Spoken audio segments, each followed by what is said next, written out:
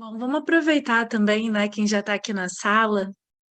É, Alguém tem alguma dúvida? Gostaria de falar sobre alguma coisa?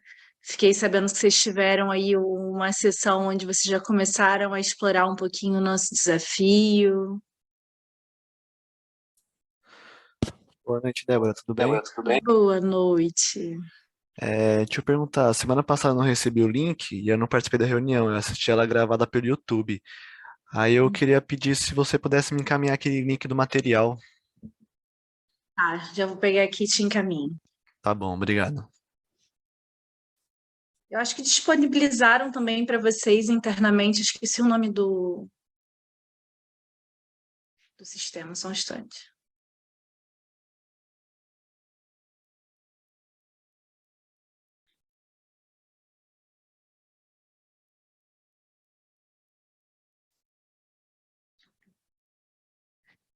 No Discord, eu acho que tá. Vocês têm acesso ao Discord?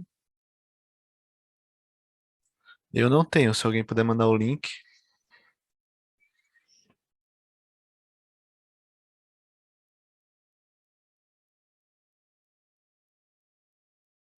Ah, já mandaram aqui no. Foram mais rápidos que eu. Já mandaram aqui o link da landing page e o link do Discord para vocês.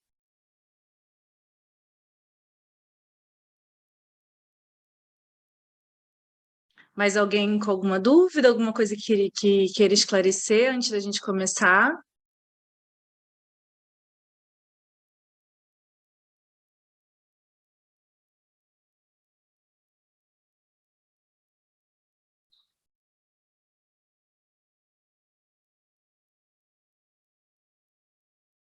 Vocês chegaram a ver o desafio que a Know-how colocou para vocês? Já conseguiram se organizar? Como estamos? O desafio era aquele que você comentou na aula do projeto final? Ou é um Isso, outro? isso, não, é o projeto final.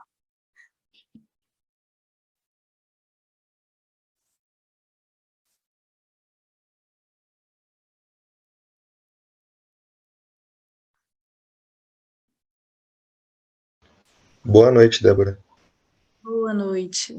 Me escuta bem? Uhum. Perfeito.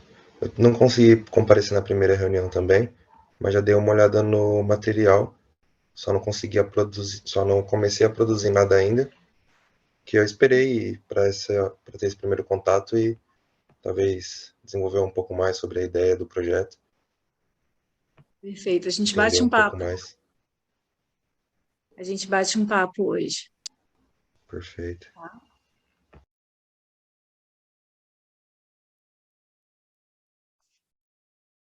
Mais alguém? Mais alguma dúvida enquanto a gente espera esses últimos minutinhos?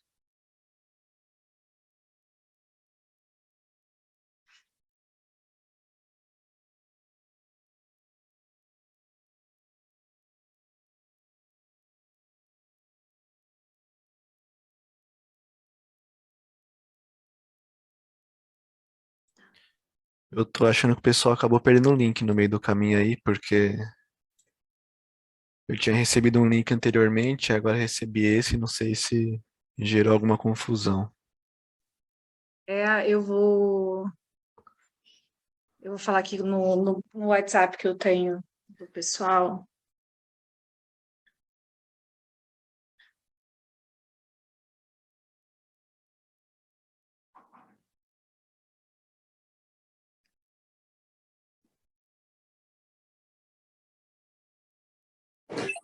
A gente já mandou no Discord lá já. Já mandou lá?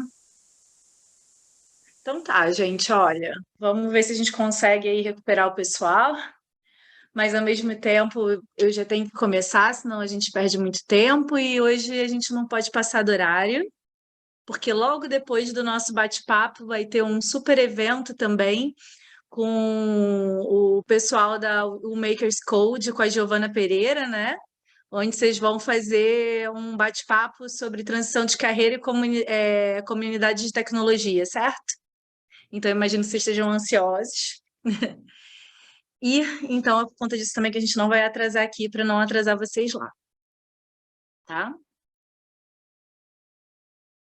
Acho que o pessoal está entrando agora. Se vocês tiverem mais algum tipo de dificuldade de acessar o material, alguma dúvida, tá? A gente vai falando.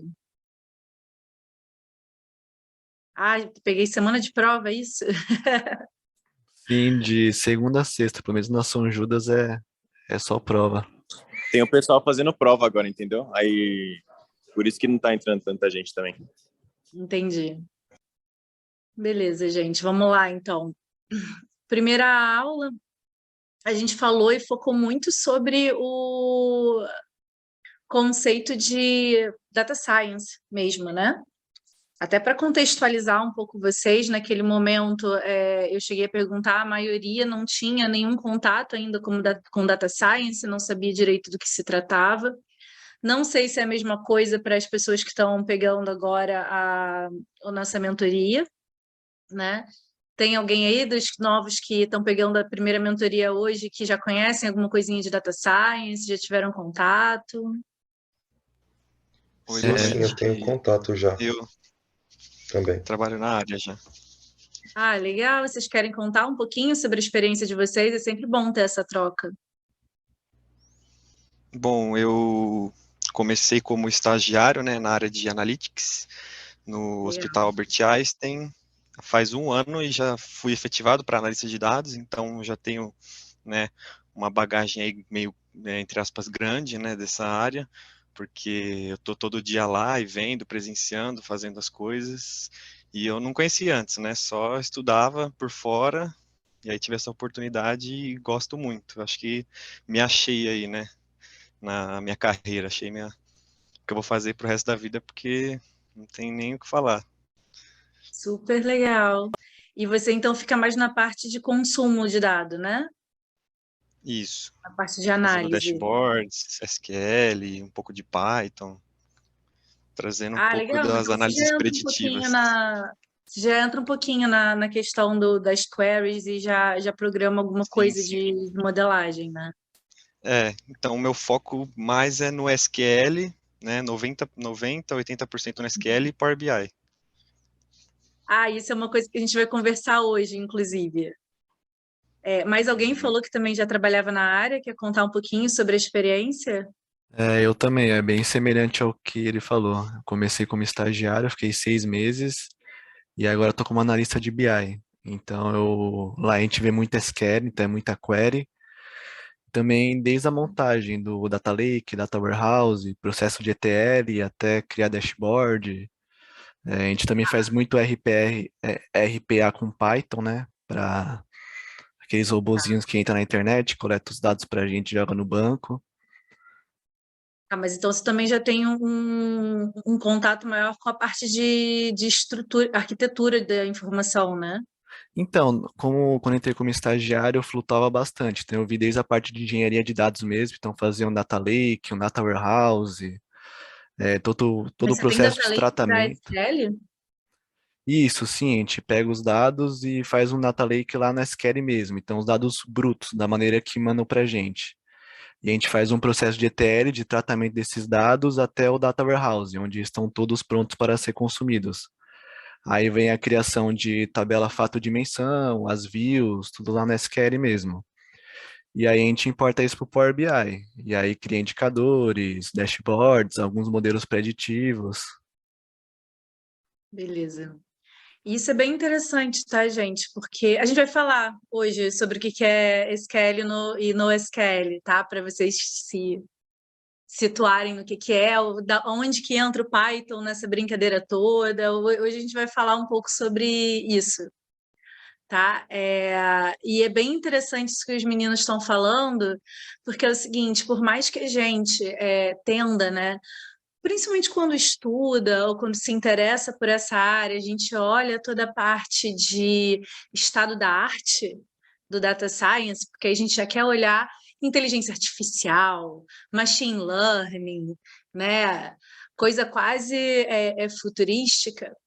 Quando a gente olha a atuação de data science nas grandes empresas hoje em dia, essa atuação ela ainda está muito ligada ao tradicional e à estrutura de SQL, tá? Eu vou mostrar para vocês aqui, deixa eu compartilhar minha tela.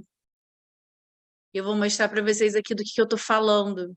E por que eu quero mostrar para vocês que a gente ainda está numa transição, numa virada de chave, sabe? Nem toda empresa é Google, nem toda empresa é Facebook, nem toda empresa é Netflix, né? Eu digo isso porque são empresas que efetivamente já ou praticamente nasceram, né? Ou se tornaram de uma maneira muito rápida e muito avançada, data-driven. Né? Data-driven são empresas que realmente têm essa questão do data science como uma geração de valor, como uma prioridade no propósito dela, tá? A maioria das empresas não é. E tem uma dificuldade muito grande, inclusive, de fazer a transição para uma tecnologia efetivamente de Big Data. Porque quando a gente fala de uma tecnologia efetivamente de Big Data, a gente mistura SQL com NoSQL. E não necessariamente a gente fica num paradigma de SQL, Power BI, que ele ainda é muito limitado quando a gente fala de data science como um todo, tá? Não quer dizer que a gente não tenha muita coisa para explorar e para fazer em data science no SQL, não, tá, gente? Na verdade, grande parte dos projetos hoje em dia que a gente vai trabalhar, né, como são projetos dentro, provavelmente, dessas grandes empresas, né, vão ser que nem os meninos falaram, 90% SQL. Quem é que sabe me dizer o que é SQL? O significado da palavra mesmo ou o conceito em si? Manda ver. Pode escolher.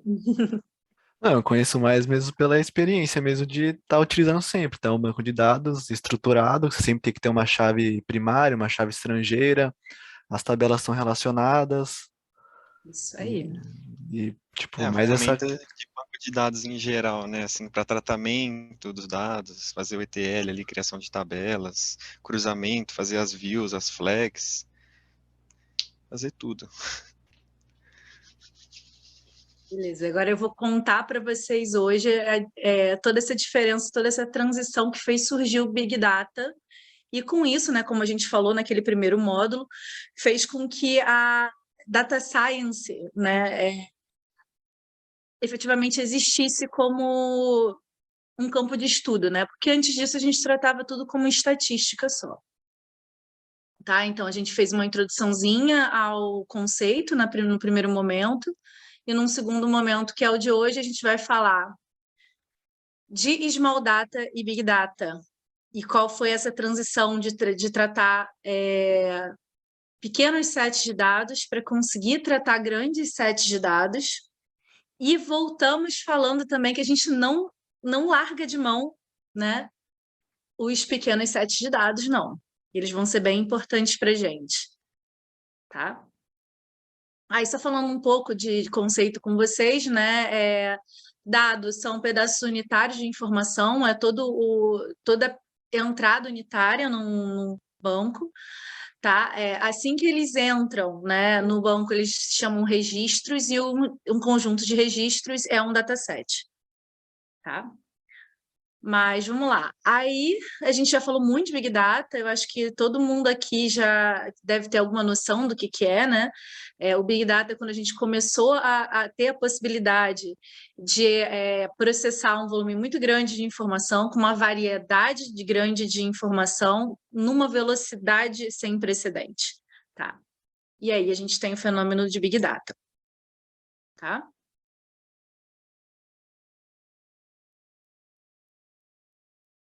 E assim, a gente fala muito de Big Data, até por causa do nome, né? Big Data, né? Dados grandes. A gente fala muito da questão do volume.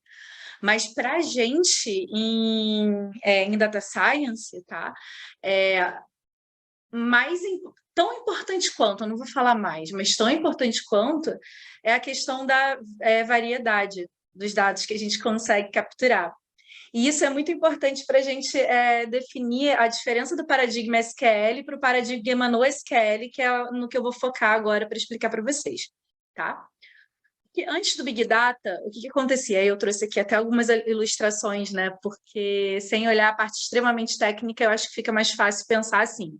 Pessoal que trabalha com SQL depois me fala se fez sentido ou não, tá? Antes de você poder trabalhar com diversos formatos de informação, né? Você trabalhando no paradigma SQL, em que você tinha que definir antes quais eram os tipos de informação que você ia coletar, qual era a determinação de uso daquele pedaço de informação para ele poder encaixar no seu banco de dados, tá? Então, pensa nesse brinquedinho de infantil que eu coloquei ali. Só as formas pré-determinadas entram no banco de dados dentro e assim, exatamente na mesma coluna que você determinou quando você criou o brinquedinho. Se qualquer coisa mudar, aquela tabela, aquele cubo já não serve mais, né? E aí você tem que alterar, você tem que adicionar coluna, você tem que fazer todo um tratamento que é muito difícil no banco de dados, tá? Então, os dados antes do Big Data, né, antes dessa revolução, eles tinham que ser muito pré-formatadinhos, você tinha que saber já o que você ia coletar e saber onde ele ia entrar no seu banco de dados, ou ele não entrava, ou ele não encaixa, tá? Depois do fenômeno do Big Data, eu vou explicar um pouquinho melhor isso para vocês lá na frente, a gente passou a poder coletar qualquer coisa. Antes a gente só podia coletar número e texto string. Já vou explicar também o que é isso, né? Mas número e texto. Agora a gente pode capturar e conseguir utilizar números, textos e textos com semântica e imagens e vídeo, isso tudo virá a ficar armazenado dentro do nosso banco de dados, tá? Nós, inclusive, armazenamos dados sobre os dados, né? Que é o metadata. Então, a gente passou a conseguir coletar muitos tipos de informação diferentes que antes a gente não conseguia processar, tá? E isso é uma mudança muito significativa, tá? Porque a gente consegue, a gente passa, né, a poder a brincar não só com números, com dados dessa natureza, mas a gente consegue começar a ter uma semântica, uma análise semântica em text mining de dados não estruturados, a gente começa a fazer uma análise de sentimento, a gente consegue fazer análises de voz, captura e entendimento, né, desse som. A gente consegue fazer a análise, captura de imagens e vídeos e o processamento dessas imagens e desses vídeos, tá? Então, você imagina que antes você só conseguia capturar número e trabalhar número. Agora você tem esse mundo inteiro de informação que você pode capturar, tá? Então, abre, né, uma perspectiva muito maior de tipos de aplicação do que a gente chama de Big Data, do que a gente chama de Data Science, né? Quem aqui já não falou alguma coisa perto do celular e depois foi ver e surgiu um anúncio sobre isso? Né? É um marketing, né, de target, né? É um marketing de nicho que utiliza Data Science, tá? Com uma captura de informação através de áudio, porque você já consegue transformar esse áudio num texto armazenável e entendível, que é o mais importante, tá? E com o aumento da velocidade de processamento, inclusive, além da variedade, a gente deixa de ter o dado só o estático, mas a gente consegue começar a ter o dado contínuo, e aí a gente está falando de streaming, tá? Mas agora, assim, enfim, taquei vários conceitos em cima de vocês, e o importante é a gente entrar agora um pouquinho mais e tangibilizar isso, tá?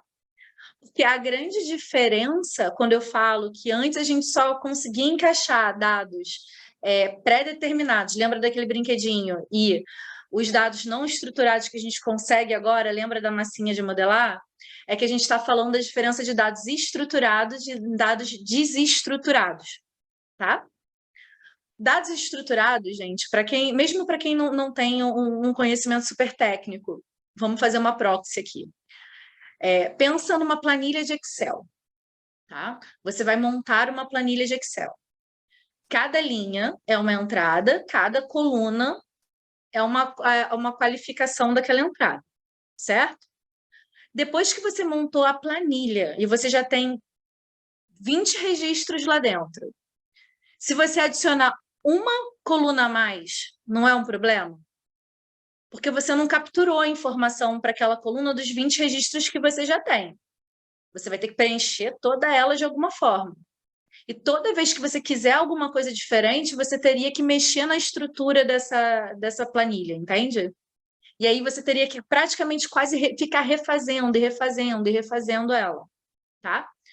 Quando você pensa numa estrutura de planilha de Excel, vamos colocar aqui sim, né? E entendam, é uma proxy bem justa, né? Do que a gente está falando, em termos de arquitetura de informação, eu não vou entrar em coisas muito técnicas, não, mas é o que a gente chama de dados estruturados. Só dá para entrar texto, só dá para entrar número, né? E mesmo assim, de vez em quando a gente mexe o texto, às vezes tem algum probleminha de configuração e tal, é igual, tá? Só que o que acontece? Quando vem o Big Data, você começa a conseguir fazer captura de dados desestruturados. Ou seja, você não precisa mais armazenar eles em planilha, né? Em cubo. Você pode armazenar o dado da maneira que você quiser. Você pode capturar o dado primeiro e depois descobrir o que você vai fazer com ele, porque você consegue atribuir valores, né, ou seja, colunas, né, o que a gente está chamando de colunas lá do Excel, para cada uma dessas entradas individualmente. Então, você pode atribuir valores àqueles dados estruturados depois. Você pode trabalhar eles depois, você pode modificar eles depois, né? Você não tem que fazer a forma antes, você pode fazer a forma depois. Por isso que eu fiquei até intrigada, agora eu esqueci quem foi que falou, quando eu estava trabalhando com um data lake, que era SQL, né? Acredito que isso seja uma adaptação aí, meio de caminho, né? Porque, em geral, estritamente um data lake, ele é prioritariamente, né, criado para trabalhar com dados não estruturados, porque aí, efetivamente, você captura ele, taca ele no data lake, né? E depois é que você vai ver o que você faz com aquela informação, porque você tem a possibilidade de fazer isso. Tá? Quando você trabalha com uma estrutura SQL, você está falando de uma estrutura de dados que é estruturada, que é o nosso Excel, digamos assim, né? E aí, você tem que pré-determinar qual é aquela coluna que você está colocando, né? Você tem que trabalhar nesse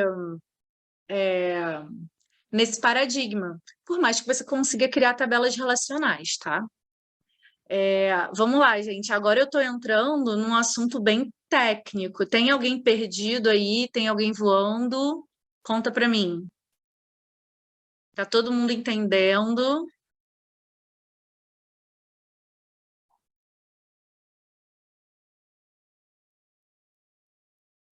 Todo mundo muito Por aqui quieto. tudo certo.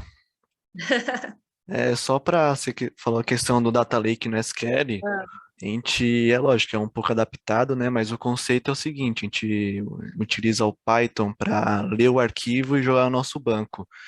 Então, a gente, de maneira geral, só gera um log de importação para informar qual foi o arquivo, a competência, todas as referências dele, e no banco a gente joga tudo como campo texto. Então, a princípio, o dado só é jogado bruto, tudo como string, e aí depois, na ETL, a gente trata ele e transforma no Data Warehouse. Então, assim, não tem o mesmo Legal. princípio do Data Lake original, que realmente não tem nenhuma relação, mas o conceito é basicamente o mesmo. Pega o dado bruto, joga lá e depois vai tratar ele, fazer a substring, separar em coluna e tudo mais. É interessante.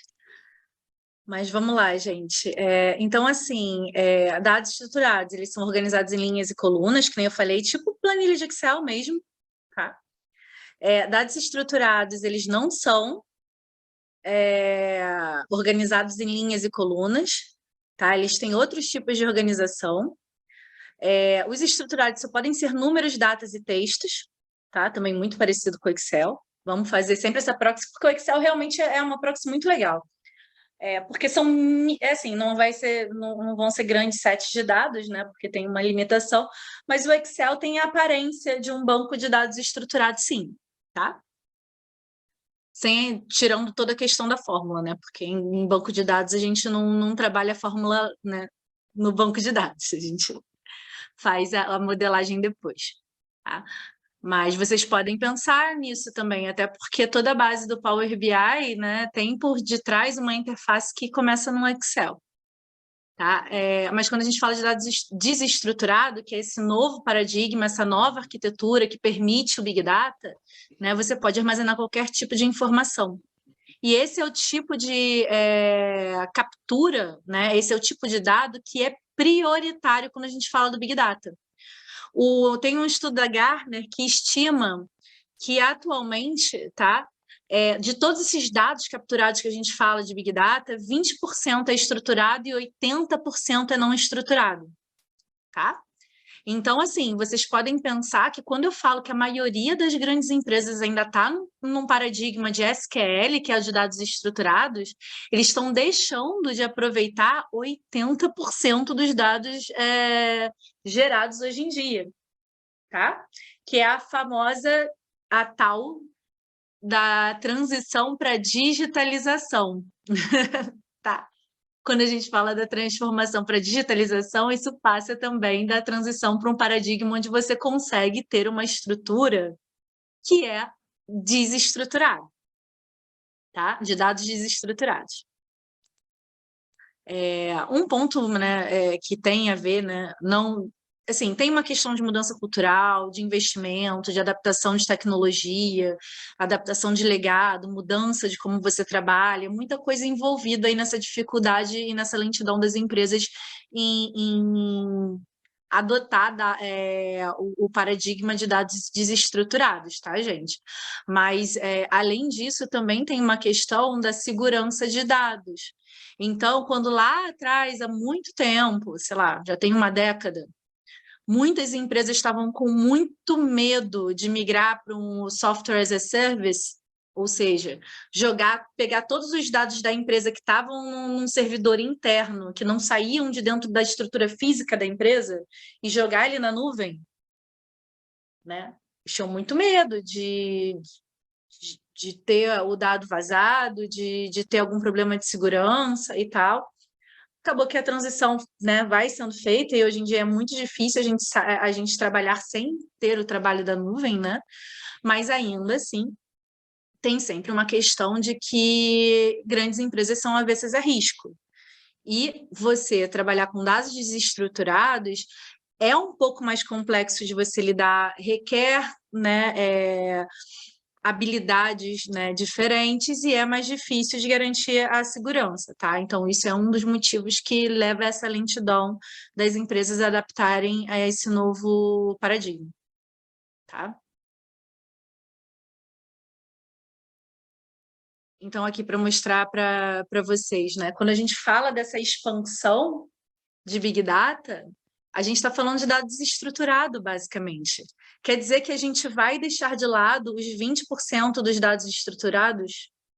Não, tá?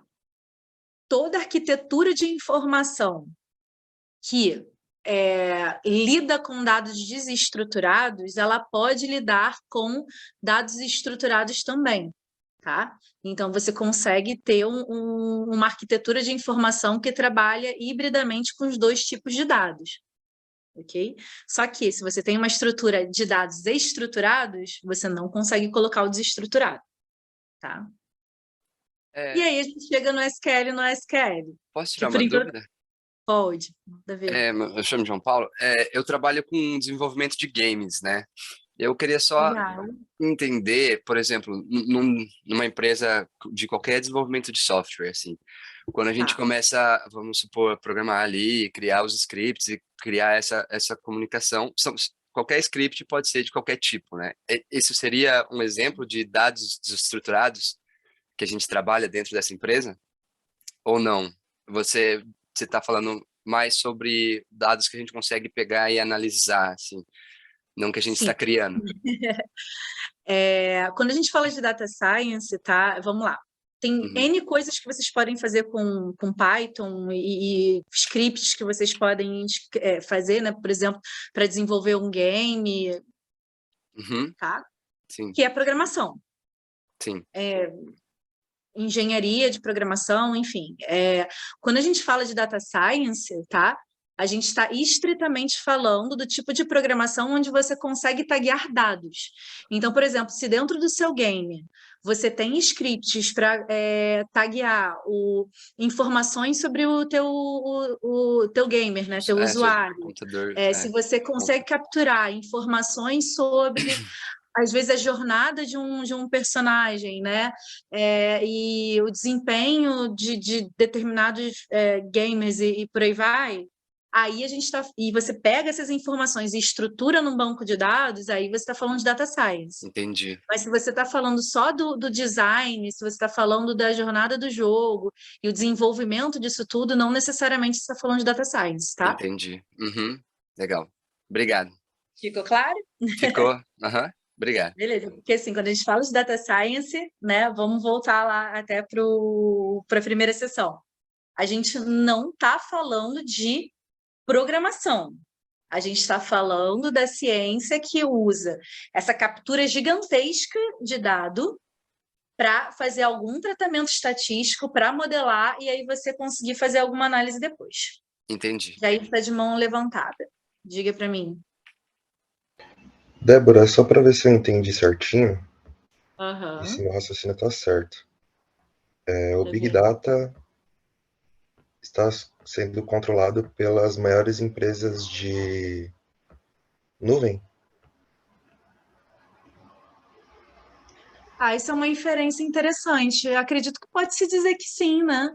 O Big Data ele é controlado por aquelas grandes empresas que efetivamente armazenam essas informações, né? Que têm um poder maior de captura. Tanto que quando a gente fala hoje em dia, né, de grandes casos, Amazon. né, de análise de Big Data, a gente fala de Amazon, a gente fala de Facebook, as mais controversas, inclusive, Facebook é super controversa, né, com a questão dos dados dos usuários deles, a gente está falando de Instagram, Se você tem uma geração muito grande de informação que está na mão de uma única empresa, tá? Ela tem um poder de análise muito maior, e aí você pode inferir que ela controla mais o Big Data. Pode ser que sim, né? Vocês já ouviram falar da Tencent? Alguém? Não, eu não. Essa daí é uma... Depois vocês saem. Quando vocês acabarem aqui, acabarem tudo. Como eu disse, Pesquisa no desenvolvimento de games, ela é uma das maiores. Então... Não Vixe. só em game, né? Sim, não só em games, mas é uma gigantesca empresa. Pois é, então, ela é um caso muito legal de se analisar quando a gente fala dessa coisa do controle do Big Data ou o potencial do Data Science, né? Tencent, para quem não conhece, eu recomendo depois dar um Google e dar uma aprofundada na história dela, porque é bem interessante, mas ela é uma empresa chinesa, tá? Que é quase como se, assim, na China tivessem juntado, tá? Todas as principais empresas de game, o WhatsApp, com o Messenger, com o Facebook, com o Instagram, com tudo. E tudo isso está na mão de uma empresa só. Essa é a Tencent, tá? E ela tem uma estratégia até muito interessante, porque agora, o que ela começou a fazer? Primeiro, bom, ela é uma empresa prioritariamente chinesa, né? Então, ela tem um domínio muito grande na China. E aí ela teve um período dela que ela tentou, né, para começar a capturar dados fora da China, ela tentou lançar produtos e exportar esses produtos para o mercado europeu, para o mercado americano, e aí não deu certo, porque as pessoas percebiam aquilo como um produto muito cultural, muito voltado para o mercado chinês e que estavam mais acostumados com o tipo ocidental. Aí o que ela começou a fazer? Ela começou a comprar a maior parte das grandes empresas, assim, que em setores estratégicos que ela queria ter essa questão do controle do dado, entrada nesse mercado, ela começou a comprar várias empresas ocidentais, tá? Então a Tencent é um caso muito legal para vocês verem depois, falando dessa situação de domínio e captura de dado, né? As donas de Big Data. Né? Se for comparar com a Tencent, as ocidentais são até fichinha. É bem legal, para quem não conhece, é muito legal conhecer eles. Tá? Mas vamos lá. Voltando lá para aquela primeira pergunta que eu fiz, que era SQL? SQL significa Structured Query Language, tá? Ou seja, linguagem de query, até esqueci a tradução, que eu falo tanto query já no dia a dia. Seria uma linguagem de pesquisa estruturada. Acho que seria essa a melhor tradução de SQL. Tá? Linguagem de consulta estruturada. Boa. Já estava escrito do lado, eu esqueci. O que acontece? Essa é a linguagem que se utiliza quando... bom, podem ser utilizadas outras também, né? Mas essa é a linguagem que se utiliza prioritariamente quando você fala de bancos de dados estruturados. Você usa a linguagem SQL, tá? Então, convencionou-se de se chamar tudo quanto era banco de dados estruturados de banco de dados SQL, tá? Mas, estritamente, era linguagem, tá? Só que aí vieram outras linguagens, né? Tem aí que entra o Python, né? Python, a princípio, é uma linguagem aplicada a bancos de dados desestruturados, né?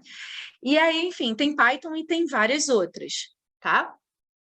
E aí, como todos os bancos de dados estruturados eram chamados de SQL, convencionou chamar todos os bancos de dados que não eram estruturados de NoSQL, que fica, não é não SQL não, tá, gente? Significa Not Only SQL, tá? Por quê? Porque ele pode ter SQL também. Então, você pode, por exemplo, né, até como vocês estavam falando, ter uma programação de Python e trabalhar com dados estruturados em SQL, tá? No meio de caminho, dentro de uma arquitetura híbrida, tá? Então, agora vocês sabem qual é a diferença de SQL. Primeiro, vocês sabem o que é SQL, e depois a diferença de SQL para NoSQL, tá? E toda vez que a gente fala efetivamente de Big Data e essa grande porção de Data Science, a gente prioritariamente está falando de uma lógica NoSQL, tá? O que não significa, né, de novo, que a gente também não vai aproveitar os dados estruturados. A maioria das empresas aproveita muito mais os dados estruturados do que os não estruturados hoje em dia. Mas, como futuros data scientists, vocês vão ajudar as empresas a fazer aos pouquinhos essa transição e começar a aproveitar mais esses dados não estruturados, tá? Bancos de dados estruturados, eles são bancos de dados com uma arquitetura relacional, tá? Isso aqui já é um pouquinho mais técnico, mas é só para vocês entenderem um pouco da linguagem, mostrar para vocês quais são os programas, por exemplo, quando a gente fala de SQL, os principais, tá? Esgotei aqui. Para vocês verem a diferença para quando você fala do NoSQL, tá? Então, quando você fala de um Mongo, que é bem conhecido, né? Ou Cassandra, ou enfim, você está falando de banco de dados NoSQL. Quando você fala de Oracle, quando você fala da maioria dos RPs das empresas, né, a gente está falando de dados SQL estruturados. Tá? E aí, se o dado SQL é estruturado feito uma planilha, os dados no SQL têm essas principais estruturas aqui, tá? Que a gente chama de chave-valor, documento, coluna e grafo. Tá? Não vou aprofundar aqui, tá? Mas se vocês tiverem curiosidade, tem como aprofundar e já tem, mesmo no próprio documento, tem bastante coisa relacionada a isso, tá? Como eu falei para vocês, aqui a minha ideia é, além de apresentar os conceitos para vocês nessa mentoria, tá? é sempre também trazer para vocês a discussão. Então, leiam o material e o que vocês tiverem de dúvida, o que vocês quiserem trazer na nossa próxima sessão de mentoria, vocês fiquem à vontade, tá? Desses assuntos que eu não estou aprofundando. Mas vamos lá. Né? E aí, nesse paradigma do dado desestruturado, você tem várias maneiras de capturar esse dado. Né? As principais são os cookies e os crawlers, tá? Mas eu botei algumas outras aqui para vocês também. Né? E, no caso, o metadado também é interessante porque é o dado criado em cima de dado. Então, quando você fala de machine learning, muitas vezes você está falando de uma geração de metadados em cima de dados já capturados. Tá? Meio Inception mesmo. Né? Aqui no material, tá, gente? Eu deixei para vocês vários videozinhos super interessantes para falar direito o que é cookie, o que é crawler, para vocês entenderem um pouco mais sobre o que é essa captura de dados, tá? Falando dos principais. Basicamente, cookies são pedaços de informações que são armazenados quando vocês navegam na internet, tá? Passaram por um site, vocês provavelmente, principalmente agora com a LGPD, já devem ter dado um aceito os cookies, aceito ou não aceito, ou deixa eu ver as configurações, quando vocês entram em sites, né, para navegar, a gente está falando desses pedacinhos de informação que vão falar que tipo de notícia você leu, o que você consultou, para que página você foi, que vão ser utilizados depois para fazer, por exemplo, uma análise comportamental desses usuários, tá? Vão ser utilizadas para darem anúncios, target, né? Então, por exemplo, se você pesquisa alguma coisa no Google e depois vê que aquilo está entrando em anúncio, né? Em tudo quanto é lugar sites, né, que você depois navega, isso é um cookie que foi responsável por isso, tá? Aqui. São algumas aplicações de cookie. Os crawlers já não são pedaços de informação que são armazenados quando você vai no site. Os crawlers, eles são robozinhos codificados para ir em algum site ou algum lugar digital, pegar informação e trazer para esse banco de dados, tá? Então, eles também são uma ferramenta de captura de informação que é bastante comum, bastante usado, tá? Para a gente fazer essa captura de dados em data science, tá? Aí tem alguns outros, né? Tem os sensores, que aí é aquela questão de você armazenar dados físicos, informações de geolocalização, biometrias, isso tudo vão ser sensores que vão transformar, né, informações físicas em dados que também podem ser coletados e armazenados, né? RFI e NFC, depois vocês também dão uma olhada na diferença. Muitos pagamentos feitos por aproximação hoje em dia, por exemplo, usam esse tipo de tecnologia. Tá? Nós temos os QR Codes, que vocês também já devem ser bem familiarizados, né? Principalmente durante a pandemia, que tudo era leitura por QR Code.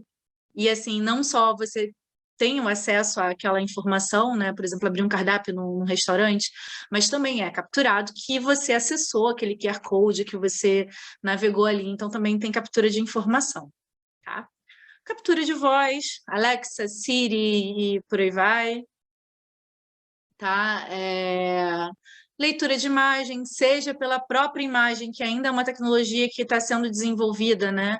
É um pouquinho menos comum, mas você já vê em alguns aplicativos, né, de rede social, né, que ele já identifica o seu rosto e identifica o rosto de quem está com você. Isso é um tipo de leitura de imagem. E a mais comum, né, de leitura de imagem, na verdade, é pelo metadado que essa imagem gera, né? Então, onde ela foi tirada, em que data, né, se tem algum tag, se tem alguma hashtag naquela imagem que qualifique ela, e aí ela é armazenada com essas informações e consegue ser processada também dessa forma. OCR é aqueles que leem, é uma tecnologia de captura de informação de textos não digitalizados, tá? Que é bem interessante também, né? E os metadados, que foi como eu falei, aqui depois tem um videozinho, tá? Mas são dados gerados em cima de dados, que pode ser só descritivo, tá? O que é aquela informação, pode ser estrutural, que é dentro da arquitetura da informação, como você vai armazenar aquele dado, né? São metadados de indexação, tá? E tem aqueles administrativos, que são informações para auxiliar o gerenciamento de um recurso, né? Como foi criado, que tipo de arquivo e por aí vai, né? São aspectos mais técnicos, tá? E aqui, gente, hoje eu queria conversar mais com vocês, a gente já está chegando mais para o finzinho dessa segunda interação nossa, né? Que é um assunto muito interessante, muito importante, na verdade, né? Principalmente quando a gente está falando de captura de informação, que é a primeira parte, né, de um processo de data science, que é a ética, na captura e no uso dessas informações, tá? Hoje em dia existe um debate muito grande entre até onde, mesmo o usuário dando o aceite que você pode utilizar aquela informação dele, ele não vai se sentir invadido quando ele efetivamente utilizar. Porque vocês, como usuários hoje em dia, não sei se aqui tem alguma exceção, mas a maioria fala assim, cara, eu nem sei direito qual é eu não parei para ler os termos de privacidade do Instagram, porque eu vou usar o Instagram de qualquer forma.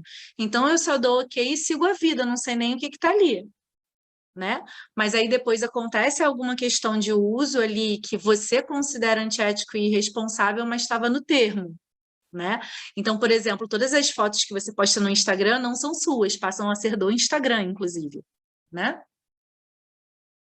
Então, existe um debate muito grande e isso tem um impacto muito gigantesco na atuação do cientista de dados, né? Porque isso vai ditar o que ele pode e o que ele não pode fazer com os dados que ele coleciona, né? E hoje em dia, por mais que você tenha leis, né? E aqui eu listei para vocês as leis que existem no cenário brasileiro hoje em dia, né? Ainda existe uma área cinza gigantesca. E que se vocês forem atuar como cientistas de dados, vocês vão ter que navegar, e navegar com muito cuidado. Não só para não ferir as barreiras de ética, tá? De utilização dessas informações, para que o dono original da informação não se sinta invadido, tá? Mas também para não afetar a imagem da empresa que você está trabalhando, né? Para que não tenham repercussões negativas em relação a esse tipo de dado. Porque quando você perde a confiança do seu usuário, você perde muito valor, tá? E aí a gente tem todo o assunto do Facebook. A gente tem toda a questão do escândalo do Cambridge Analytica. Quem é que aqui sabe, conhece, lembra desse caso? Que nem é tão distante assim. Foi das eleições nos Estados Unidos?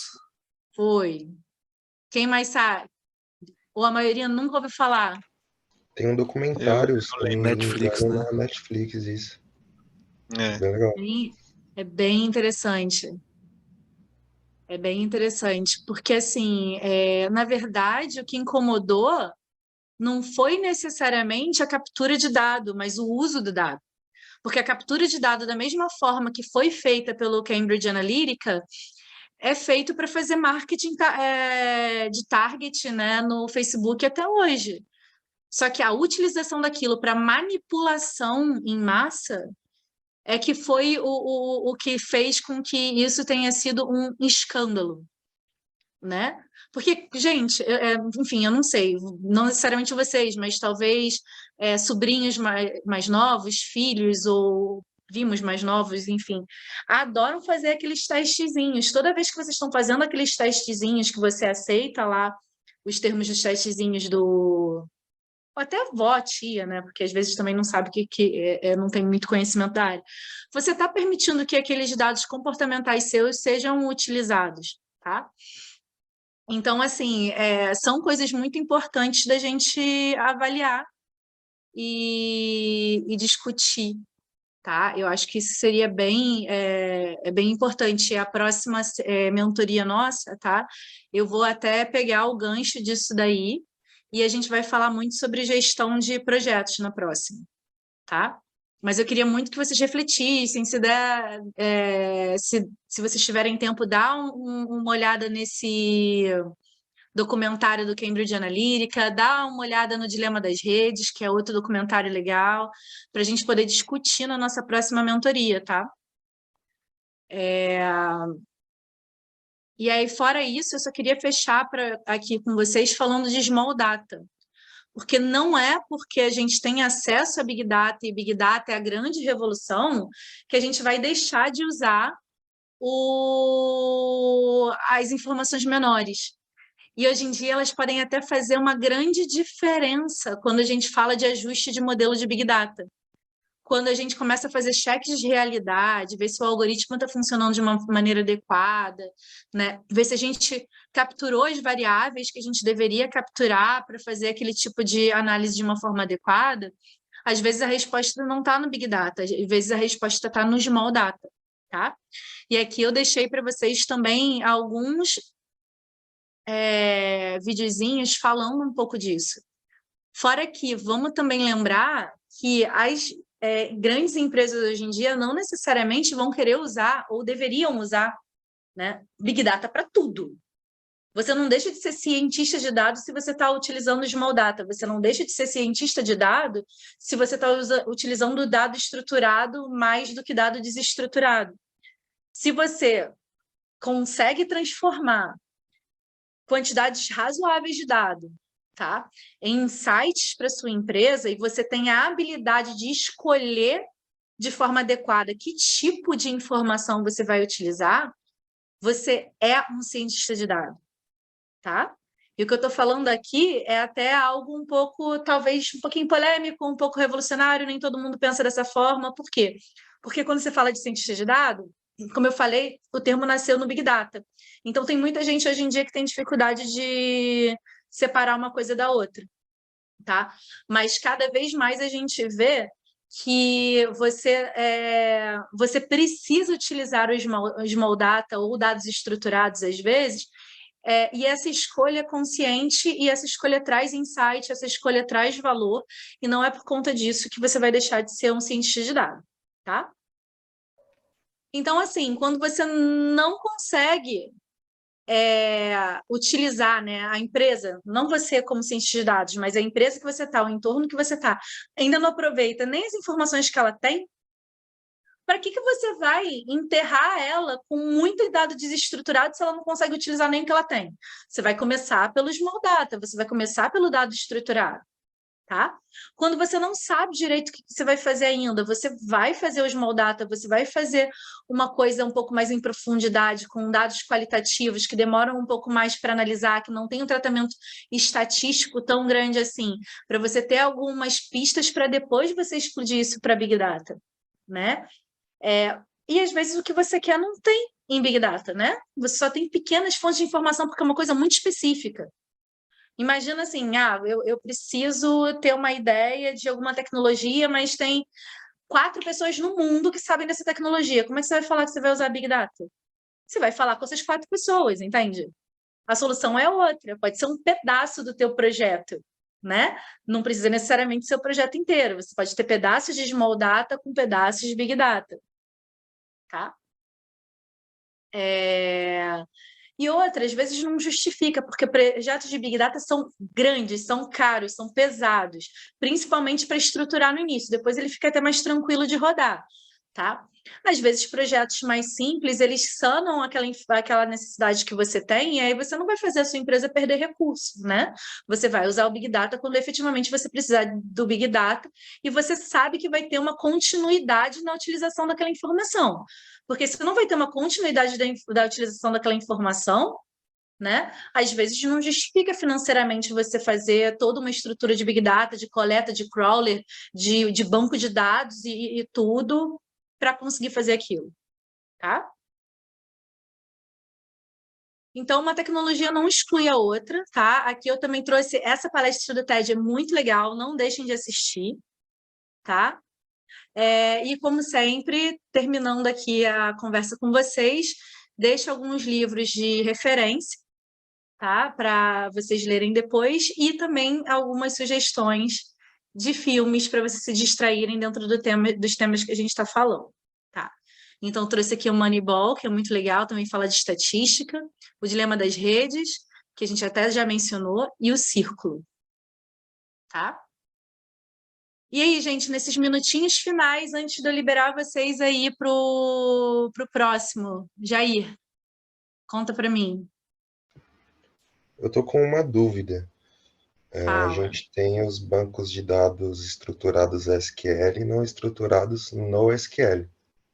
Em ambos a gente usa a linguagem SQL, Não, certo? Não, não. A SQL é uma linguagem para dados estruturados. sim. No NoSQL você usa outras linguagens, como por exemplo o Python. Mas o Python você pode usar tanto no desestruturado quanto no estruturado, Legal. Numa tá? ferramenta como o Hadoop, eu também consigo usar Python. O Hadoop é não estruturado. Sim, Então você vai usar o Python, mas você não vai usar o SQL, perfeito, entendi. tá? Alguém tem mais alguma dúvida?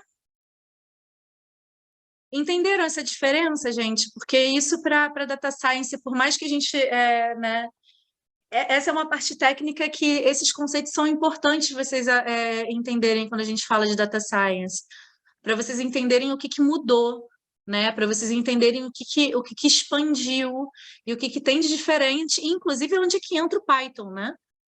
O Python entra aí. Entra na arquitetura de informação, entra nessa programação, né, de infraestrutura, é a parte de engenharia de dados, tá?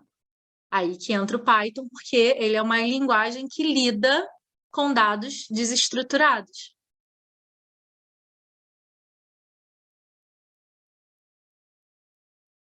E aí, pessoal? O que vocês acharam de hoje? O último minutinho aqui, antes de eu liberar vocês também para não atrasar.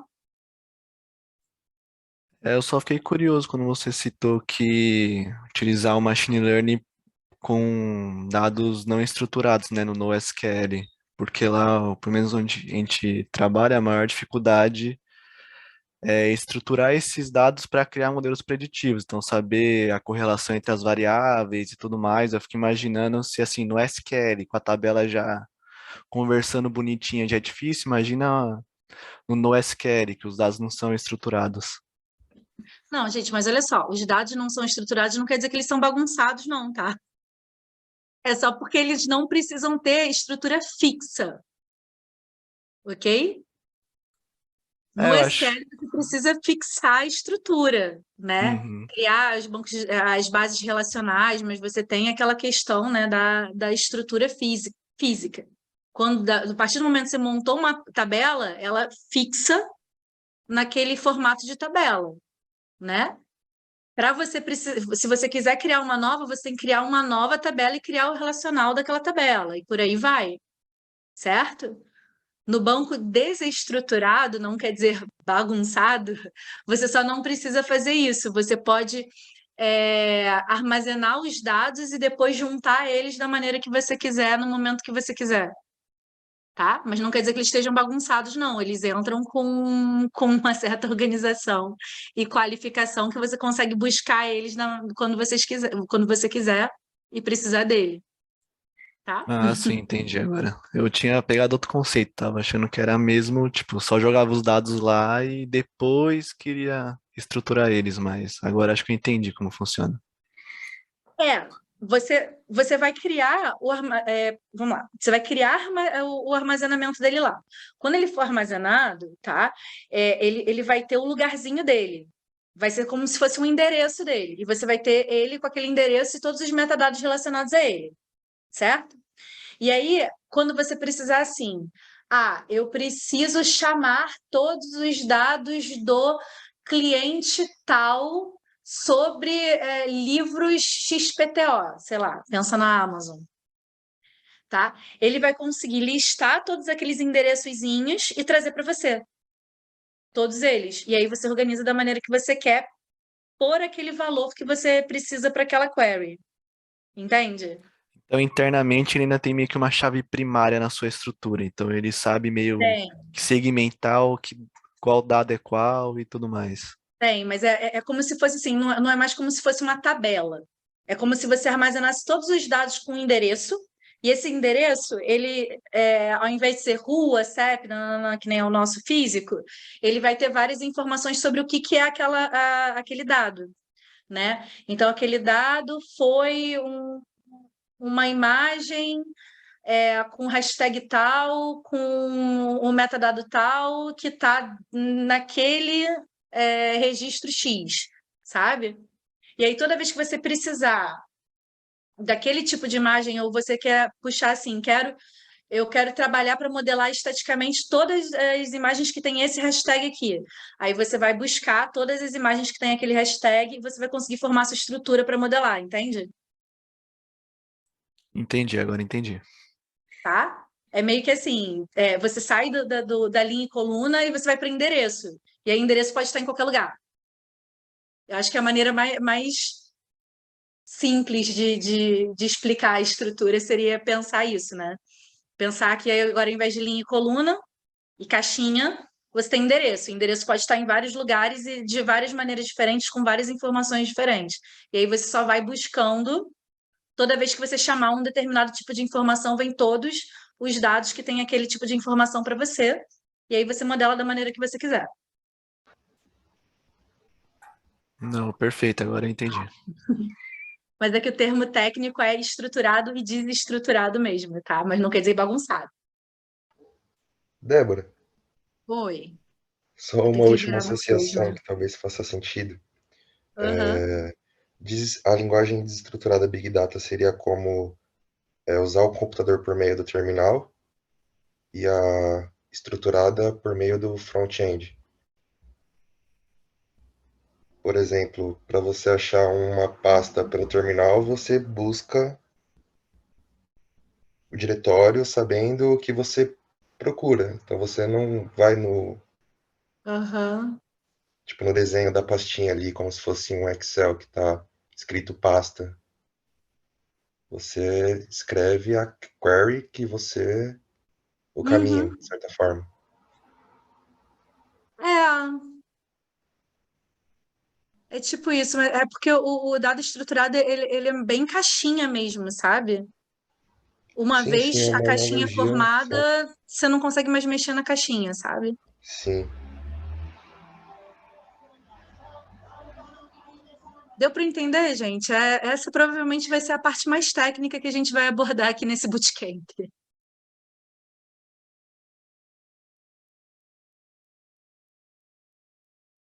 Bom, pessoal, tem que liberar vocês também para não atrasar vocês para a próxima palestra.